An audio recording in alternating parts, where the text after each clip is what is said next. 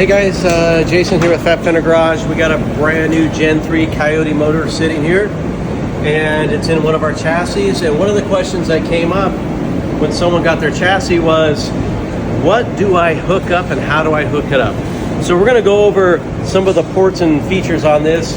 Hopefully I can remember everything. I'm not out in the shop wrenching all day long, and so I'll try to remember everything I can just to help you guys out. So a lot of this stuff is going to be pretty easy to explain. This port right here is your pressure line on going to your heater core. So you're going to have a fitting connect here and a fitting connect here.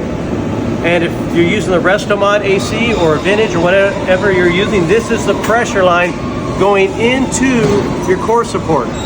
Oftentimes there's going to be a valve that will turn off your heater. This will go, and this is what you're going to be turning off this.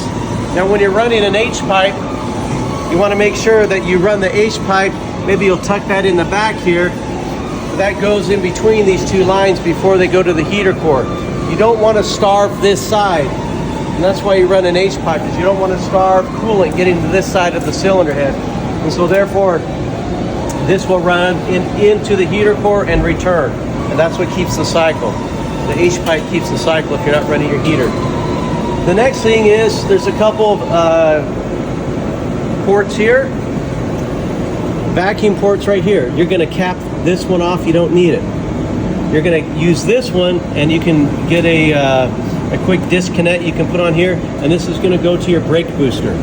This one right here, if you're using a VaporWorks and you need vacuum, you'll connect this and go to the VaporWorks right here.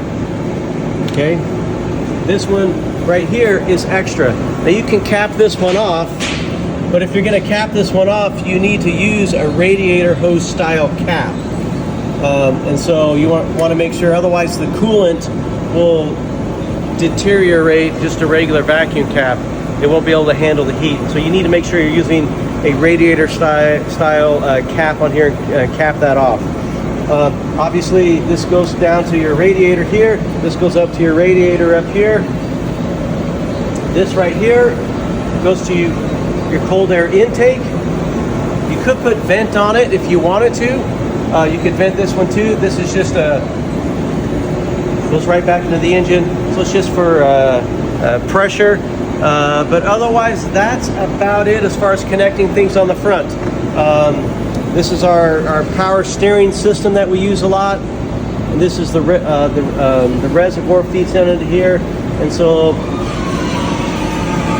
pretty straightforward, not too hard to hook up. And then you got your power steering lines down here on the rack that you'll connect. We always will run these lines and kind of take them up this side of the motor. We'll usually take this one down, back to it that way. So this is kind of the return to here, and then it feeds into here, and then the high pressure to the rack. So we have our remote oil filter relocation. That's about it. So when you get your engine and you're not sure how to hook all this stuff up, that's basically what it looks like. We're going to go look real quick at a truck that is actually plumbed, so you can kind of get an idea how we do it here. Follow me.